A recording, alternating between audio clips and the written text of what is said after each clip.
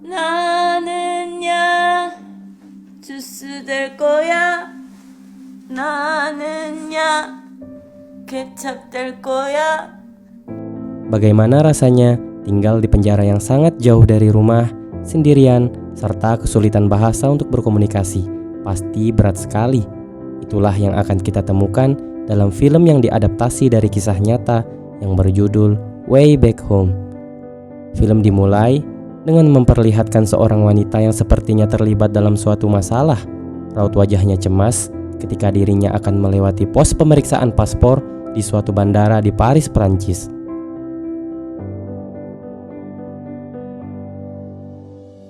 Madam. Film mundur beberapa bulan ke belakang. Wanita itu diketahui bernama Jung Yun. Ia adalah seorang ibu rumah tangga yang hidup bahagia bersama suaminya Jung Bae dan putrinya Hye-rin.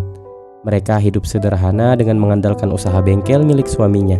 Sampai suatu ketika, mereka harus terlilit hutang akibat Jung Bae menjamin hutang temannya yang meninggal bunuh diri. Akibat hal ini, mereka terpaksa harus menutup usaha dan pindah ke rumah sewa yang lebih kecil. Di tengah kesulitan ini, Jung Bae bersama Jung Yun kemudian pergi menemui Sumundu, teman lama mereka yang baru saja kembali ke Korea setelah 3 tahun berada di Suriname. Jung Bae menanyakan perihal pekerjaan yang pernah mereka bahas sebelumnya. Pekerjaan tersebut menjanjikan upah yang cukup besar dengan hanya membawa batu permata dari Guyana ke Paris, Prancis. Akan tetapi pekerjaan tersebut hanya diperuntukkan bagi wanita. Jung Bae seketika tidak setuju dengan tawaran ini. Jung Yun juga awalnya terlihat ragu, tetapi karena keadaan yang semakin mendesak, membuat Jung Yun menerima pekerjaan tersebut tanpa sepengetahuan suaminya. Jung Yun kemudian meninggalkan pesan di secarik kertas yang mengatakan bahwa ia akan pergi selama beberapa hari untuk bekerja dan telah menitipkan Hye-rin di rumah temannya. Tibalah Jung Yun di bandara Paris. Ketika paspornya sedang diperiksa oleh petugas, terlihat gerak-gerik Jung Yun yang mencurigakan. Petugas itu segera meminta petugas lain untuk mengawasi dan memeriksa barang bawaan Jung Yun. Sesaat setelah pemeriksaan paspor selesai, Jung Yun kemudian dibawa ke suatu ruangan. Koper miliknya dibuka dan benar saja kecurigaan dari petugas, isi dari koper tersebut bukanlah batu permata, melainkan narkoba jenis kokain seberat 37 kg. Jung Yun yang bingung dengan situasi yang menimpanya segera menyangkal dan mengatakan ia hanya diminta mengantarkan batu permata. Petugas tidak menerima alasan tersebut dan segera menahan Jung Yun. Ia ditahan selama 3 bulan di penjara Fresnes di Paris.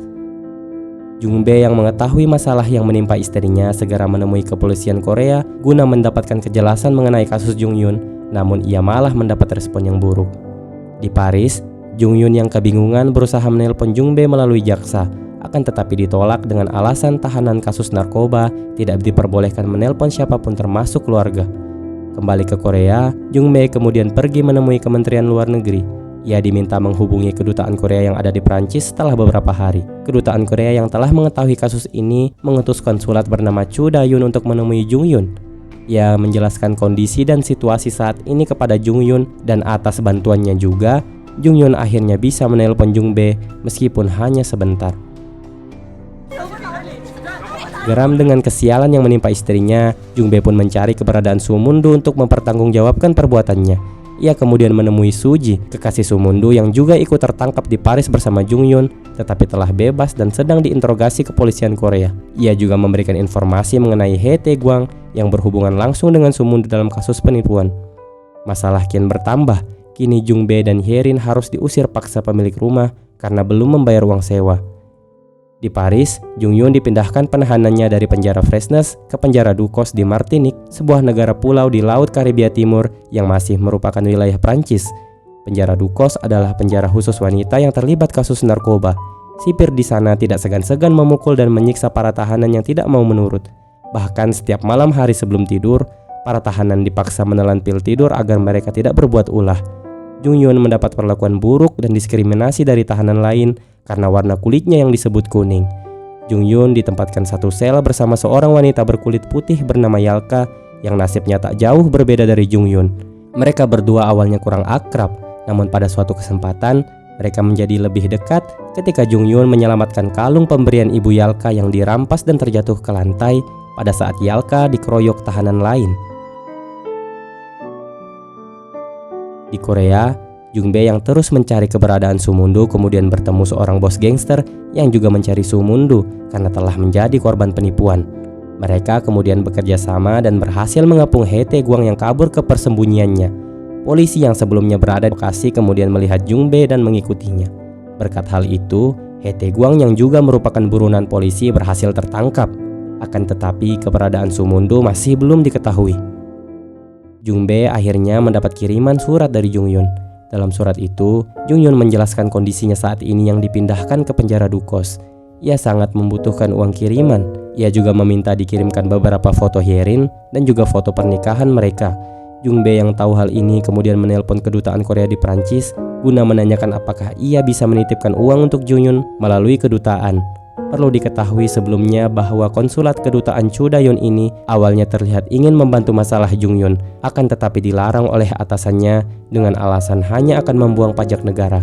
Sementara itu, penahanan Jung Yun diperpanjang selama 4 bulan dengan alasan pelaku utama Sumundu belum tertangkap. Beberapa waktu berlalu, Sumundu akhirnya tertangkap oleh kepolisian Korea. Jung Bae yang mengetahui hal ini sesegera langsung menemui Mundu.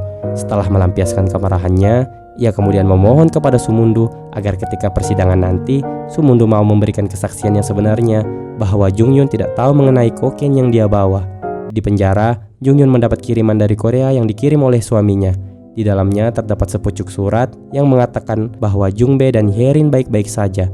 Di dalamnya juga ada beberapa pakaian dalam, akan tetapi disita oleh kepala sipir yang sepertinya pengidap kelainan seksual.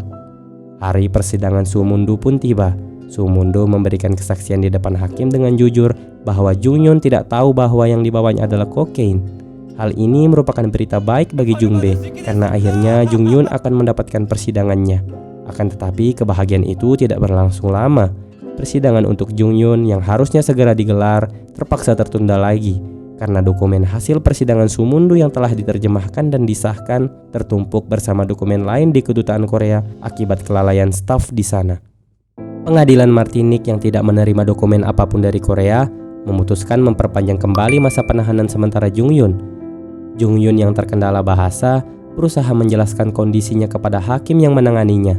Hal ini yang juga sangat disayangkan oleh pengadilan Martinique. Kedutaan Korea sama sekali tidak mengirim penerjemah untuk Jung Yun dengan alasan tidak ada orang Korea lain yang berada di sana. Faktanya terdapat mahasiswi bernama Ji Hye yang sudah 3 tahun belajar di Martinique. Jung Yun kemudian mengirim surat ke kedutaan Korea untuk meminta agar mereka segera mengirim dokumen persidangan Sumundu dan meminta untuk dikirimkan penerjemah. Akan tetapi Chudayun yang terpengaruh perkataan atasannya tidak menghiraukan surat tersebut dan bahkan tidak membaca isinya. Ia mungkin lupa mengenai dokumen persidangan yang harusnya ia kirimkan. Suatu hari, Jung Yun dibawa oleh kepala sipir ke suatu jalanan yang sepi. Jung Yun kemudian dipaksa mengenakan pakaian dalam miliknya yang sebelumnya disita dan harus memuaskan nafsu bejat kepala sipir. Ia berusaha memberontak dan meminta tolong. Secara kebetulan, sebuah mobil melintas dan mendengar teriakan minta tolong dari Jung Yun. Jung Yun yang berusaha akhirnya bisa keluar dari mobil setelah menggigit tangan kepala sipir. Ia juga berhasil kabur akibat penjagaan yang lengah.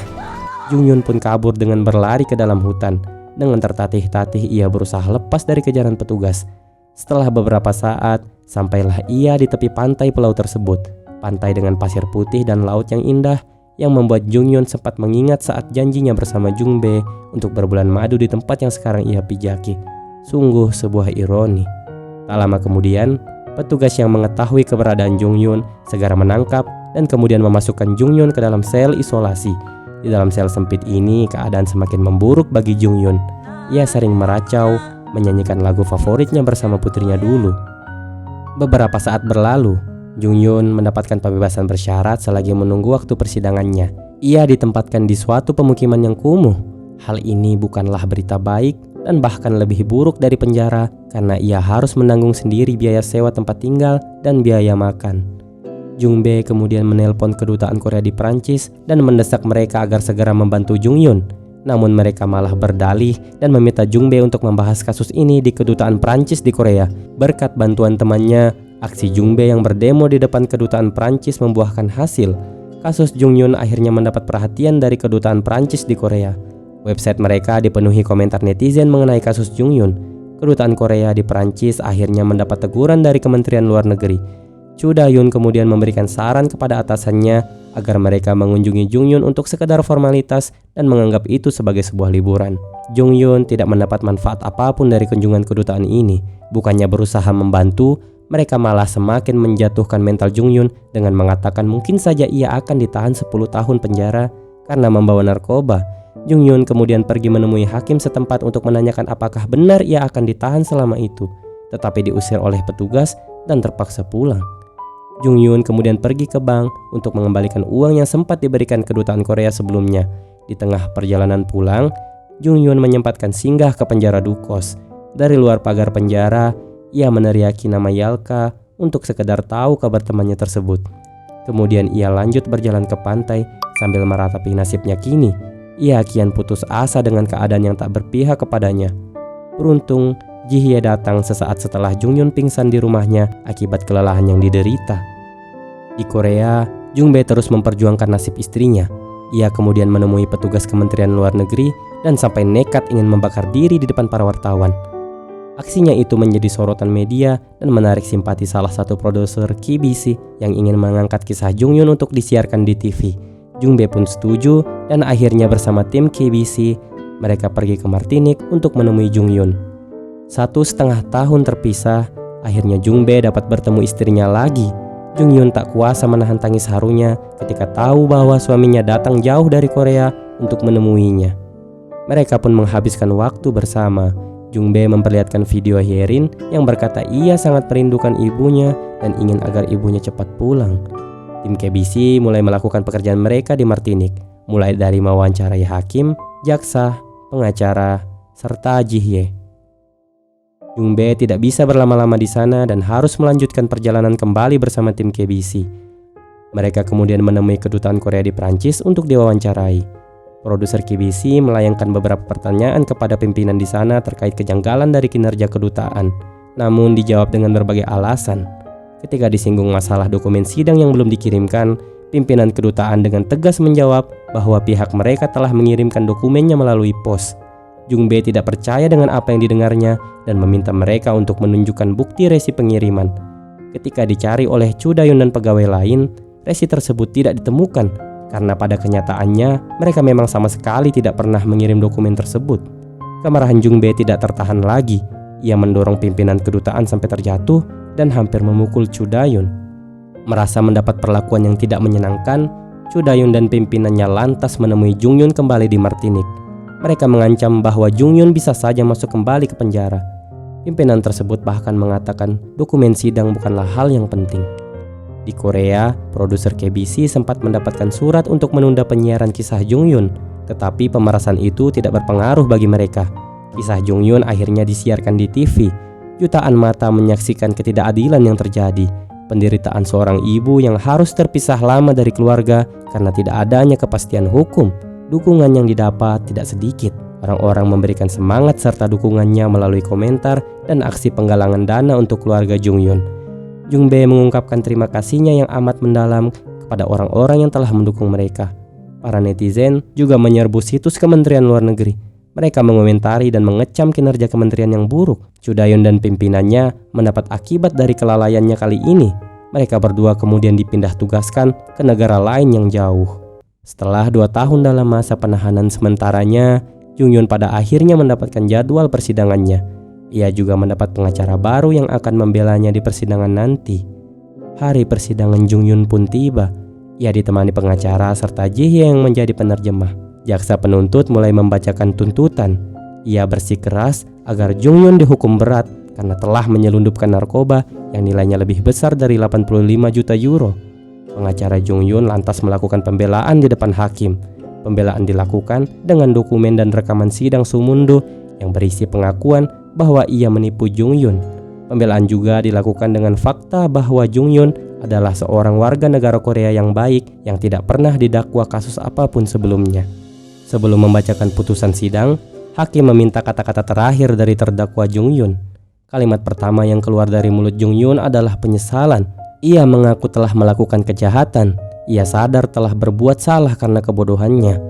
Ia merasa telah memberikan penderitaan kepada keluarganya, suami yang harus kehilangan istrinya dan putri yang tumbuh tanpa ibunya. Ia menginginkan untuk pulang agar bisa menebus kesalahannya pada keluarga. Orang-orang yang hadir di persidangan merasa berempati dengan apa yang dirasakan Jungyun, termasuk jaksa penuntut. 저 집으로 돌아가고 싶습니다.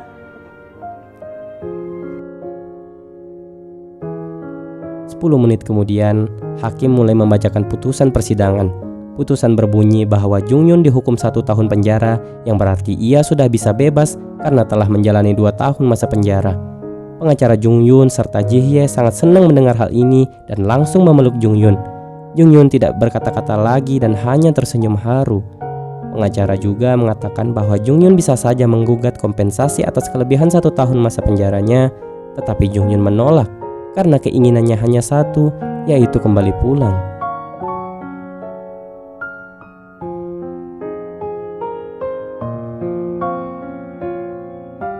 Di bandara, Jungbae dan Hyerin bersama simpatisan lain telah menunggu kepulangan Jungyun. Setibanya di bandara, Jungyun menangis ketika melihat putrinya yang sudah tumbuh besar. Pada awalnya, Hyerin terlihat takut dan bersembunyi di belakang ayahnya. Jungbae kemudian meyakinkan Hyerin bahwa yang berada di depannya ini adalah ibunya. Hyerin lantas memegang pipi Jungyun, memastikan apakah benar ini adalah ibunya yang sedari kecil merawatnya. Jungyun langsung memeluk anaknya tersebut, melepas kerinduannya, dan meminta maaf karena telah meninggalkannya dalam waktu yang lama. Tangis haru seakan tak terbendung lagi. Akhirnya keluarga ini kembali menjadi keluarga yang utuh. Film ditutup dengan memperlihatkan Jungbae, Jungyun, dan Hyerin yang tengah mengambil foto keluarga kala salju pertama di musim dingin turun.